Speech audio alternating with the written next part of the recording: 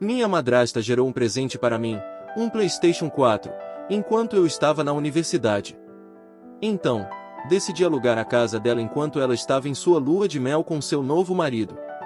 Ultimamente, tenho me dedicado bastante à leitura, especialmente sobre pais com direitos.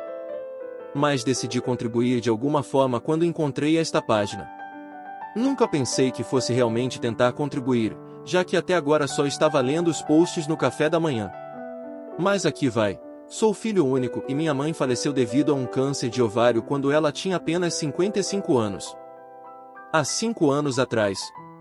Foi um momento muito difícil para o meu pai, já que eles estavam juntos desde a faculdade e tinham a mesma idade. Meu pai é apenas um mês mais velho do que ela. Agora tenho 22 anos e estou prestes a me formar em Química, quando os principais acontecimentos começaram a ocorrer. Recebi uma bolsa integral para estudar em uma universidade no exterior, o que foi muito importante para mim. Foi nesse momento que meu pai conheceu minha atual madrasta, que era enfermeira da minha mãe no hospital onde ela passou seus últimos dias. Minha madrasta, Grace, fez tudo certo para ganhar a confiança do meu pai.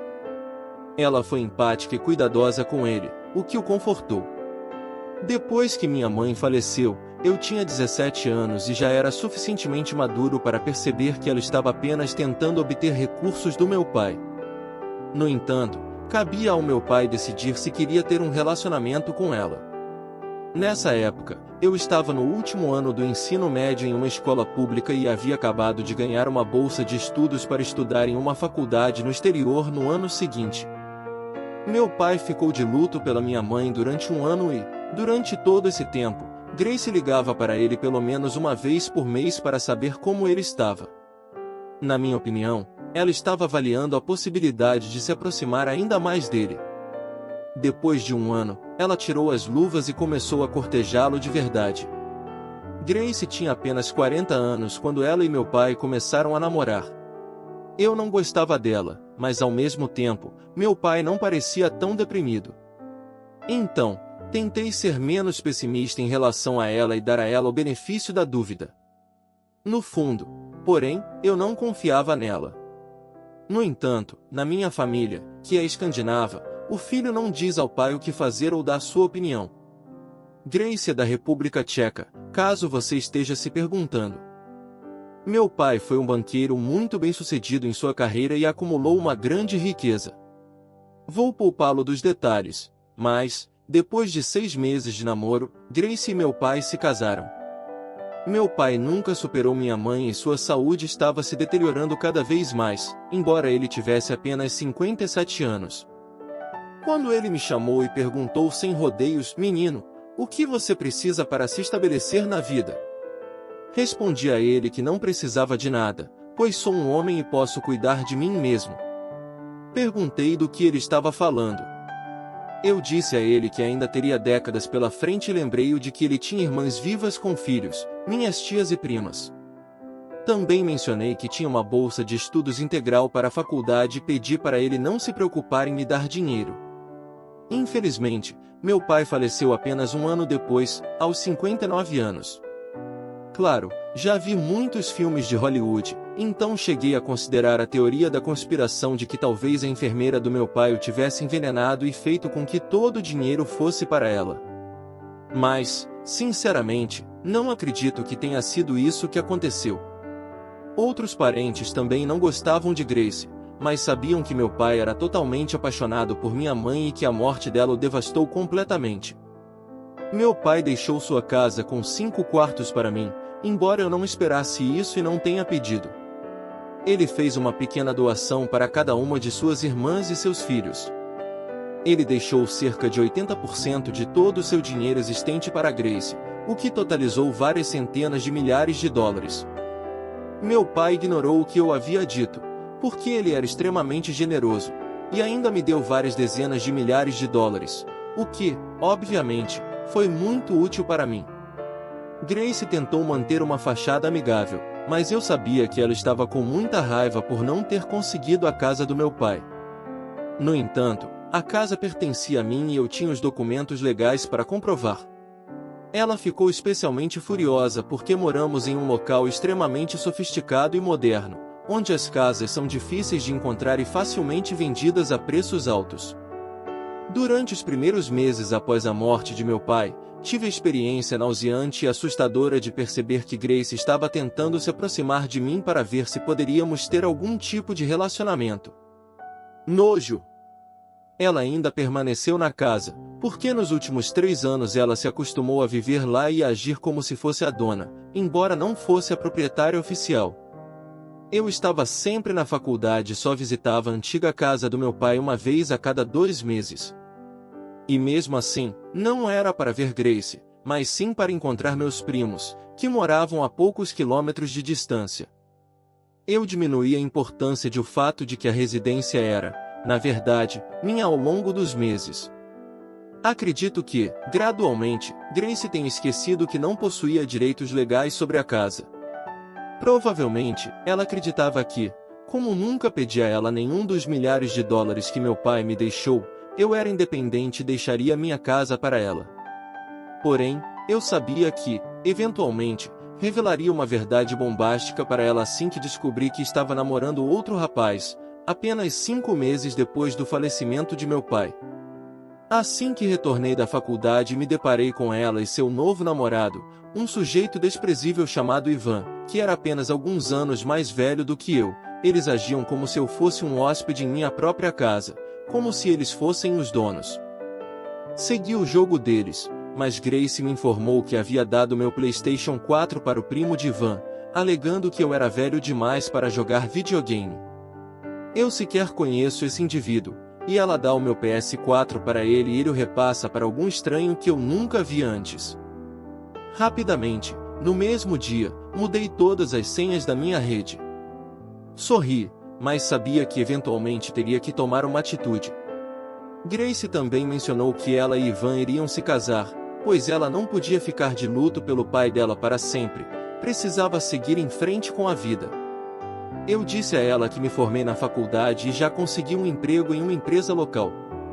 Em breve, encontraria um novo lugar para morar. Ela ficou chocada, principalmente quando mencionei que logo teria um novo lugar para morar. De forma condescendente, ela me disse: "Você sempre terá um lugar em nossa casa, é bem-vindo a ficar quando quiser." Agradeci a generosidade de Grace, mas deixei claro que provavelmente encontraria um novo lugar em 3 meses. Ela achou ótimo, pois pretendia retornar à sua cidade natal para se casar com Ivan e passar a lua de mel lá. Ela me assegurou que seria algo local. Caso contrário, eu a teria convidado, querida. De qualquer forma, sei que você está ocupada. Parabenizei-a e ela me perguntou se eu poderia cuidar da casa para ela, enquanto ela cuidava da minha casa. Claro, foi o que eu disse. Mas o que eu realmente quis dizer foi: claro que cuidarei da casa. Tenham cuidado para não chamá-la de sua casa. Tenho 100% de certeza de que vocês estão lá apenas pelo dinheiro de Grace. Imediatamente, coloquei anúncios em sites de aluguel oferecendo minha casa para alugar. Contratei uma equipe de mudança para embalar todos os móveis e pertences de Grace e colocá-los em um depósito de aluguel. Eu não tinha todos os móveis dos meus pais que eles tinham antes de meu pai conhecer Grace. Troquei todas as fechaduras em poucos dias. Fui inundado com dezenas de perguntas sobre a incrível casa mobiliada com vistas fantásticas que estava alugando. Aluguei para uma maravilhosa família jovem, um advogado e sua esposa professora, com seus 2 filhos pré-adolescentes. Eles pagaram o aluguel do primeiro e último mês e assinaram um contrato de locação de 1 ano.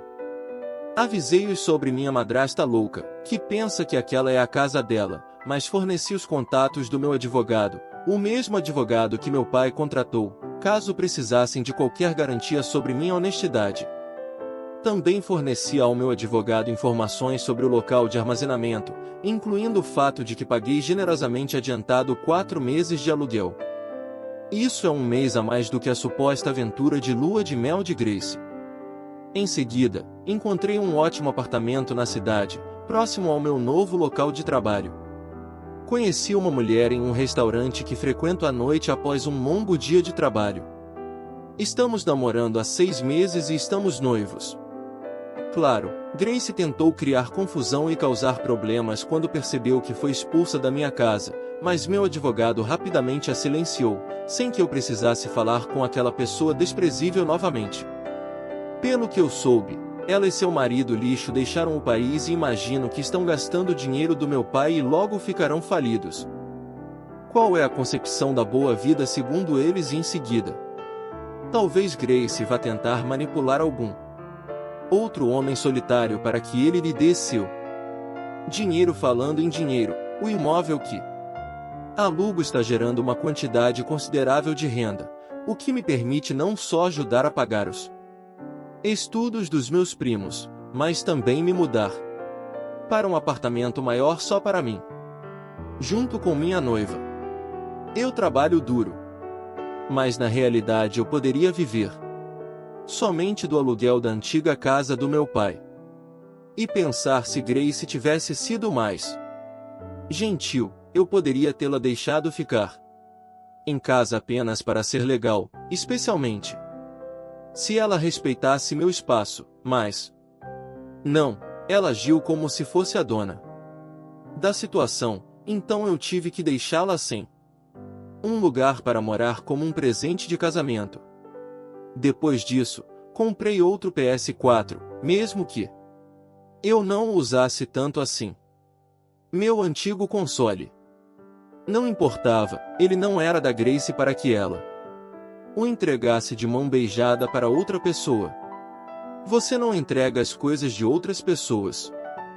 Você doa suas próprias coisas, por isso decidi expulsar a Grace da minha casa, porque ela é minha e sou eu quem decide quem fica lá.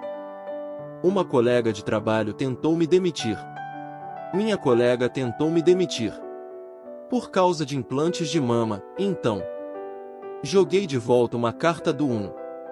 Apenas quero acrescentar que, independentemente das minhas razões para obter os implantes, eu não deveria ter sido assediada por causa deles.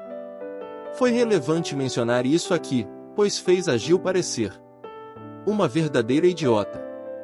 Provavelmente por isso ela me denunciou há 4 anos. Quando eu tinha 24 anos, minha mãe morreu de câncer de mama, e minhas 2 avós também faleceram por essa doença. Consultei um especialista para realizar um exame e descobri que tinha algumas células em um dos meus seios que poderiam se tornar cancerígenas a qualquer momento. Disseram-me que eu tinha algumas opções. Poderia fazer exames regulares a cada 3 ou 4 meses até que se desenvolvessem em câncer. Também disseram-me que o risco dessas células se tornarem cancerígenas era muito alto devido ao histórico familiar, mas também poderia nunca se desenvolverem. Portanto, eu estaria apenas fazendo esses testes sem motivo. Eu poderia fazer uma única mastectomia, removendo apenas o tecido afetado. Mas eles não poderiam garantir que não houvesse risco no outro seio, então eu ainda precisaria de exames regulares para monitorá-lo. Eu também poderia fazer uma mastectomia bilateral, removendo todo o tecido mamário, basicamente eliminando o risco. A mastectomia bilateral foi a opção mais drástica, mas depois de ver o que o câncer fez com a minha mãe, eu não quis arriscar. Fui avisada sobre as cicatrizes, mas me disseram que seriam pequenas. No entanto, acabei com 2 cicatrizes grandes, rosadas e regulares em cada lado do meu peito, cada uma com cerca de 1 polegada de comprimento e meia polegada de largura.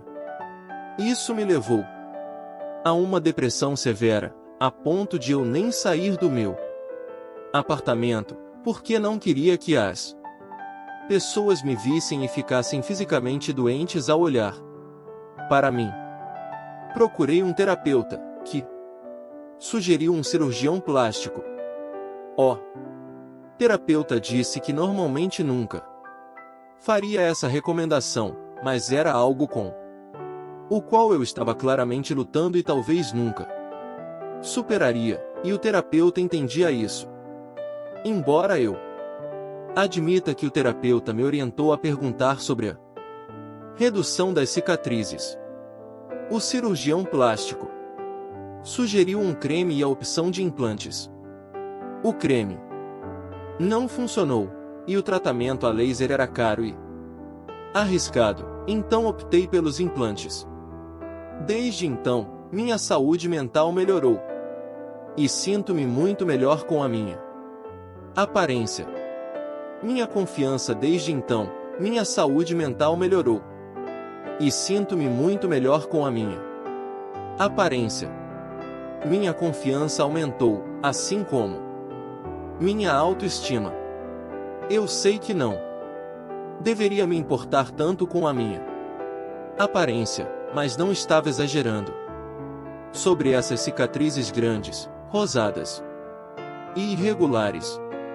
Atualmente, tenho 28 anos e trabalho em um escritório. Estou muito melhor do que antes. Minha colega de trabalho, Gil, descobriu que eu tinha feito uma cirurgia nos seios, mas não sabia o motivo. Quando eu e minha amiga, de anos antes da mastectomia, estávamos planejando férias, ela fez uma piada sobre eu ir de avião com meus implantes. E acabou compartilhando isso com o escritório todo. Nos meses seguintes, ela fez muitas piadas, comentários sobre o meu peito para colegas de trabalho, quando eu estava por perto. Ela chegou ao ponto de dizer que eu tinha mais plástico do que a Barbie e me chamou de falsa de duas maneiras diferentes. Eu mesma não ouvi esses comentários, mas uma amiga do escritório me contou que Gil se referiu a mim como um saco de silicone. Eu não sei exatamente qual era o problema dela, mas em um momento ela mencionou o Serviço Nacional de Saúde, então presumo que Gil pensou que eu tinha conseguido meus seios de graça, com dinheiro dos impostos.